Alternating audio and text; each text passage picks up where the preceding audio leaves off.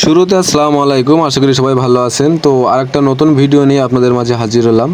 তো আমি আজকে গাড়ি নিয়ে আসছি খুলনা শহর থেকে অনেক ভেতরে বটিয়াঘাটা রোডে, নাম না জানা একটা জায়গায়। তো এই আনলোড পয়েন্টে আমি কখনো আসি নাই। তো এই আনলোড পয়েন্ট চিনে আসতে আমার অনেক কষ্ট হয়েছে, কারণ এটা অনেক ভেতরে ছিল আর রাস্তা খুব সিঙ্গেল ছিল, আমার অপরিচিত জায়গা। তো অনেক মানুষের কাছে জিজ্ঞাসা করে আমার আনলোড পয়েন্টে আসতে হয়েছে। তো এই যে পাইপগুলো দেখছেন, এই পাইপগুলো আমি আমার গাড়িতে নিয়ে আসছি।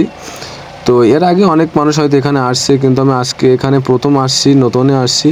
তো ওই যে দেখেন আমার গাড়িটা ওখানে রাখছি। তো ওই পাইপগুলো একটু পরে আনলোড হবে, কারণ এখন সকাল 8টা, সাড়ে 8টা বাজে।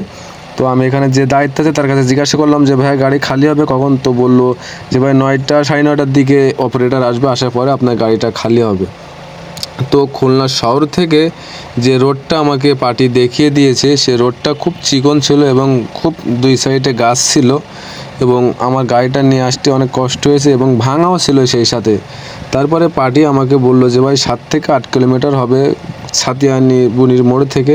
তো আমি এখানে টোটাল 22 কিলোমিটার রাস্তা আসছি। তো এইগুলো করে ড্রাইভার হয়রানি করা ঠিক না।